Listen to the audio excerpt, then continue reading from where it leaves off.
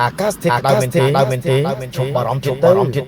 ថ្ងៃនេះខ្ញុំបានមកធ្វើតេស្តម៉ូទ័រសាច់ទឹកបាទចែកជូនបងប្អូនយើងទស្សនាក្របបាសាគឺយើងមាន2គុំគ្នាអញ្ចឹងបាទយើងមួលបញ្ចូលគ្នាបាទយើងមួលបញ្ចូលគ្នាបាទអញ្ចឹងដូចជាដំណមួយបាទសោកចូលនៅរនេះមក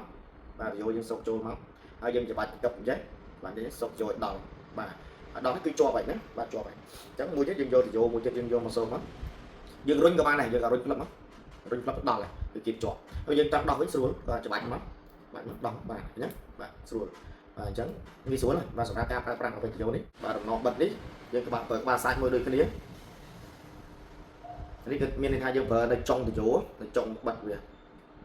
បាទចុងបិទបាទឥឡូវយើងចូលដល់ម៉ូទ័រវិញម្ដងម៉ូទ័រគឺមានបាទ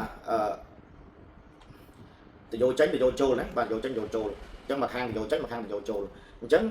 នៅពេលដែលយើងរៀបចំម៉ូទ័រគឺយើងភ្ជាប់ជាមួយនឹងទៅយោដល់ទៅយោចេញមួយយោចូលមួយបាទជាធម្មតាគេមានទល់វិសមូលអញ្ចឹងតែខ្ញុំអត់មានទេខ្ញុំអត់បានបង្ហាញជូនបងប្អូនអញ្ចឹងយើងដាក់ទាំងសងខាងណា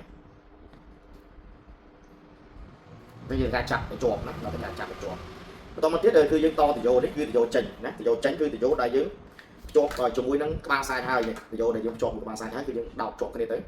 មួយនេះគឺទំហំរៀបចំគឺតម្រូវឲ្យបងប្អូនយើងសោកចូលមកទៅយោហ្នឹងគឺសោកចូលនឹងត្រូវម៉ាច់មកអញ្ចឹងហើយយើងរឹតមកបាទយើងរឹតមកនេះគេហៅនេះយើងម៉ូទ័រយើងចេញពីម៉ូទ័រទៅណាបងប្អូននេះយកចេញឥឡូវយើងមើលទៅយកចូលរបស់យើងវិញម្ដងយើងរៀបចំមួយម៉ាត់ដាក់ទៅក្នុងទឹកចាំយើងជម្រាបបងប្អូនយើងអញ្ចឹងនេះណានេះទៅយកចូលបាទទៅយកចូលយើងមានតម្រងមួយដែរមានតម្រង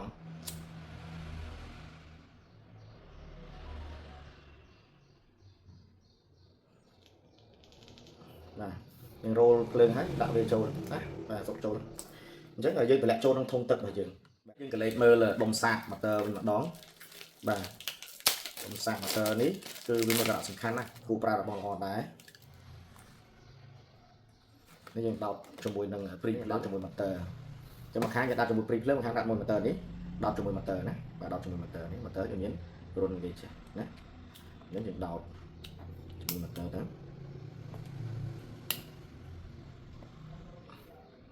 ចូលដល់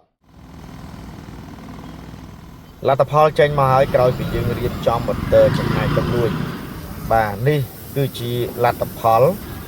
បាទយើងឃើញថាមានសំណើមល្អខ្លាំងមែនទែនបងប្អូនបាទត្រជាក់បើយើងមើលទៅទយោបាទយើងមើលទៅសំណាចសាច់ទឹករបស់បាទក្បាលសាច់ទឹកនេះគឺថាបាទត្រជាក់ល្អបងប្អូនណោះ